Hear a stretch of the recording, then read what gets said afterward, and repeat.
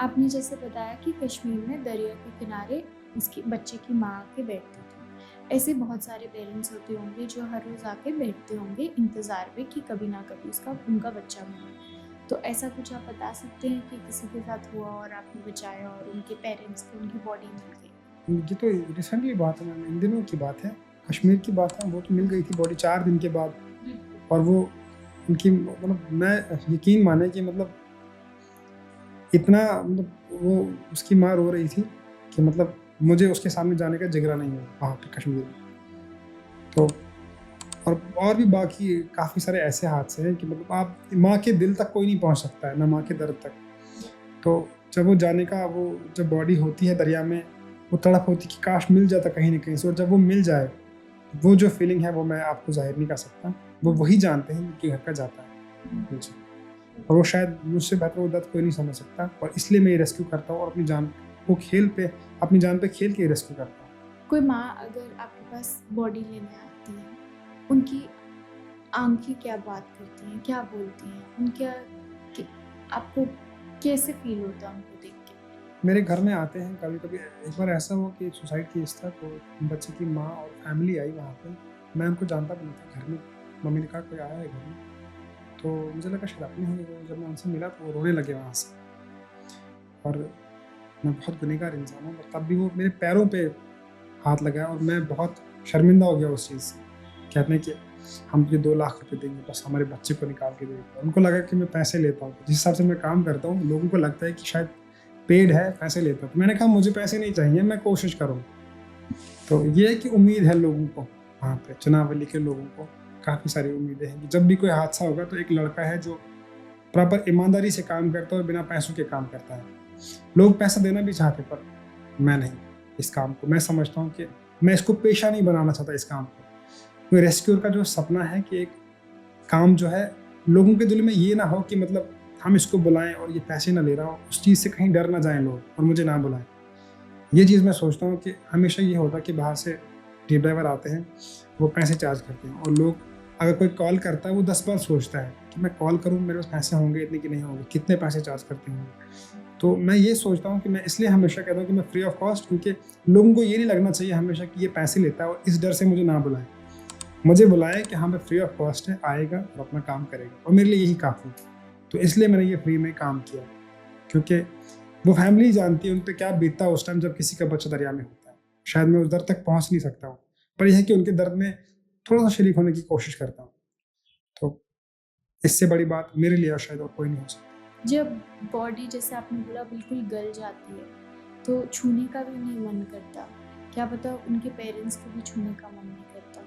तो आपके में इतना जिगरा कैसे आया? मैं समझता हूँ कि ये मेरा काम है, तो उस टाइम मुझे ये लगता है कि ये भी तो हमारी तरह हँसता-खेलता कभी है, और अगर मैं ऐसा करूँ शायद मुझे पता नहीं कौन-सी मौत नसीब होगी। तो मैंने ये कभी नहीं सोचा कि मतलब ये स्मेल आ रही है, ये सड़ी हुई बॉडी है, कुछ भी। मैं समझता हूँ बस इंसान है हमारी तरह, मेरी तरह ये भी इंसान है और कभी हँसता-खेलता था। और जिसका ये गया है, जिस माँ का ये बच्चा है, तो उस पे क्या बीती होगी उस टाइम। वो चाहे किसी भी कंडीशन में, वो सड़ी कंडीशन में क्यों ना हो, पर जब वो माँ उस बच्चे को देखेगी उस टाइम, उस पे क्या बीतेगी। वो उसके लिए वो उसकी औलाद है, और उसको वो बस चाहिए किसी भी हालत में, किसी भी कीमत पे। तो मैं कभी ये नहीं सोचा कि मतलब ये सड़ी हुई है या कुछ भी है, ऐसा है। मुझे बस यही रहता है कि बस मैं इसको इसकी फैमिली तक पहुँचा दूँ किसी भी तरीके से। तो कभी ऐसा नहीं हुआ कि मतलब मैं ये हुआ कि बॉडी सामने हो मेरे, मैं ये सोचूँ कि मतलब मैं इसको नहीं पकड़ूँ या सड़ रही है या बुरी कंडीशन में है, ऐसा मैंने कभी नहीं सोचा आज तक। और ऊपर वाले ने कभी ऐसा ज़हन में लाया भी नहीं मेरे कि मतलब मैं ये सोचूँ। तो शायद इसलिए मुझे कामयाबी मिलती है जब भी बॉडी निकालने जाती है। आपका सबसे टफ़ेस्ट टाइम क्या था? टफ़ेस्ट टाइम तो मैम शुरू-शुरू में काफ़ी मुश्किल आता है, क्योंकि ना उतना एडमिनिस्ट्रेशन का सपोर्ट था, ना पब्लिक का था उतना। पब्लिक और घरवालों का भी नहीं था, और मुझे नहीं पता चल रहा था कि मैं क्या कर रहा हूँ और मुझे क्या कहाँ जाना है।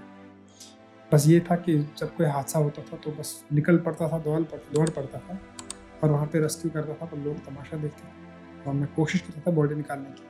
फिर जब पहचान मिली, अब तो अपने लोगों का काफ़ी अच्छा सपोर्ट है अपने इलाके में वहाँ पे। तो वहाँ पे मुदस्सिर बांडे हैं, मेरे काफ़ी अच्छे दोस्त हैं। अच्छा शगुन परिहार जी हैं, एमएलए किश्तवाड़, उन्होंने भी काफ़ी अच्छा सपोर्ट किया। शक्तिराज परियार जी हैं, उन्होंने भी मुझे अप्रिशिएट किया। तो अपने इलाके में, अपने एरिया में सपोर्ट में हैं लोग, पर जो सपोर्ट मतलब इक्विपमेंट्स का काफ़ी लोगों ने कहा कि हम इक्विपमेंट्स देंगे आपको, पर मिले नहीं मुझे अभी तक। जैसे हमने देखा कि अर्ली टाइम्स ने आपको कुछ साल पहले आपको रिकॉर्ड किया था और आपकी वीडियो चलाई थी जो आपने पिन भी कर रखी है अपने, बट इस साल हमें पता चला कि हमजा कौन है, जबकि आपके बारे में हमने बहुत पहले भी पोस्ट कर रखा है। दरअसल उस टाइम में तौसिफ भैया, उनको मैं जानता नहीं था, वो भी रेस्क्यू में थे हमारे साथ, और इत्तेफाकन मैं वहीं पे था। 2 दिन से मैं रेस्क्यू कर रहा था। मछली पकड़ते पकड़ते एक लड़का जो है हादसे का शिकार हुआ रात के टाइम, वो 2 दिन हमें रेस्क्यू किया वहाँ पे। उसके बाद मुझे पता नहीं था कि वो मेरी वीडियो बना रहे हैं वहाँ पे, वो रिकॉर्ड कर रहे हैं, मैं तो अपना काम कर रहा था। तो रस्सी के ऊपर से मैं गया वहाँ पे लटक के, तो वो बॉडी जो है पत्थर के नीचे फंसी थी, और जाल उसको हाथ में फंसा था, वो पत्थर के नीचे फंसा, और वहाँ पे पानी का फ्लो काफ़ी तेज़ था, वहाँ पे कोई जा नहीं पा रहा था। तो मैं गया, मैंने वो 10 मिनट में बॉडी निकाली वहाँ पे। तो वो हमें लड़का रिश्तेदार भी था। अच्छा, आपका रिश्तेदार? तो दूर पार के मामू का लड़का था, मगर यह है कि अगर वो होता भी तब भी हमजा ऐसे ही रेस्क्यू करता। तो वहाँ पे उन्होंने रिकॉर्ड किया, बाद में वो क्लिप मैंने कोई 10 दिन के बाद देखी, तो फिर मैंने वो चढ़ाई और काफ़ी अच्छा लोगों का रिस्पॉन्स मिला। और उसके बाद मैं मिलना चाहता था उनसे, तौसिफ भैया से, क्योंकि उन्होंने मेरे काम को जिस अंदाज में बयान किया शायद ऐसे किसी और ने बयान नहीं किया। कभी ऐसा हुआ है कि आपने कोई रेस्क्यू किया उसके बाद आप अकेले बैठ के रोए? कभी एक बार ऐसा हुआ था, मेरे दोस्त थे, क्लासमेट लड़के 3, वो प्रेम नगर वाली साइड गए थे, तो उसमें 2 लड़के मेरे क्लासमेट थे। तो जब वो बॉडी मैंने निकाली तो थोड़ा सा मुझे लगा कि आपके साथ जो दोस्त हमेशा होते हैं, और जब आप उस कंडीशन में उनको देखो तो फिर तो फील होता है। तो उस टाइम मुझे बड़ा फील हुआ था, मैंने रोया भी था कि मेरे क्लासमेट थे, बचपन के दोस्त थे। तो वो जब मैंने देखा, काफ़ी इमोशनल था मेरे लिए उस चीज़ को देखना, बॉडी निकालना गाड़ी में से। तो वो चीज़ें काफ़ी डिफ़िकल्ट होती हैं। मैं समझता हूँ कि वो दर्द आप उसी टाइम महसूस कर सकते हो जब आपके घर का कोई जाए या आप करीबी कोई ऐसा दोस्त हो। तो मैं समझता हूँ उस टाइम के फिर मुझे लगता है कि वो लोग जिनके घर का जाता है उन पे भी क्या बीतती होगी। तो अगर कहीं रेस्क्यू होता है तो कभी कभार ऐसा होता है कि आपका जिस्म जवाब दे देता है कि बस। पर मैं ये सोचता हूँ कि लोग जिनके घर का जाता है वो ये सोचते होंगे कि हमजा अगर 24 घंटे पानी में रहेगा तो हमारे लिए कम है, ये निकाल के दे कहीं ना कहीं से। तो काफ़ी चीज़ें इमोशनल, क्योंकि ये एक ऐसा काम है, ये ज़िंदगी मौत का काम है। ये तो ऐसा नहीं है कि मतलब हम कोई शो देख रहे हैं या कुछ ऐसा है, यह है कि कोई मरा है, किसी की जान गई है, वो इमोशनल होता है, हार्ट टचिंग होता है। तो उसमें काफ़ी सारी इंसान को इमोशंस को साइड पे रख के रेस्क्यू करना पड़ता है उस टाइम, जज्बात में आके जज्बात को साइड पे रख के करना पड़ता है। तो काफ़ी सारी दिक्कतें आती हैं उस टाइम भी, फिर इंसान मेंटली भी थोड़ा सा डिस्टर्ब हो जाता है। उसके बाद अपने काम को याद करके मैं अपना जो काम है करता हूँ। आप बॉडी को कैसे आइडेंटिफाई करते हो? उसकी फैमिली, जो बॉडी की फैमिली मेम्बर होते हैं उनको बुलाना पड़ता है। लास्ट टाइम 6 महीने पुराने संदीप नाम से लड़का मिला था, तो उसको हमने पहचाना था, उसकी स्केलेटन पूरा निकल गया था। तो आप यकीन माने कि मतलब बिल्कुल पहचान मेरी बॉडी थी। उसकी भाई को हमने बुलाया, उसने दांत देखे आगे के लिए, दांत टूटा था, वहाँ से पहचाना। तो रिसेंटली लड़की निकाली हमने परसों, उसको जीन्स लगी थी जब वो कॉलेज से निकली थी, तो उसको जीन्स और करन लगा था, प्लाजो टाइप में जीन्स लगी थी, वो फोटो मैंने देखा। फिर हमने वो जीन्स देखी, वाइट बेल्ट लगी थी, तो उसके फादर साहब ने उनको पहचाना कि हम कन्फर्म वही लड़की है। बाकी वो इस कंडीशन में थी कि बहुत मतलब पूरी कर, और सर पूरा खुल गया था, ऐसे फूल होता है वैसे, यकीन नहीं मानो, बहुत बुरी कंडीशन में बॉडीज होती हैं, क्योंकि पानी की जो मौत है बहुत बुरी है, इसमें बॉडी का बड़ा बुरा हाल हो जाता है। तो मैं समझता हूँ कि सबसे बुरी मौत पानी की है, सबसे बुरी मौत, और ऊपर वाला सबको इस मौत से बचाए, ये वाली मौत किसी को ना है, पानी वाली।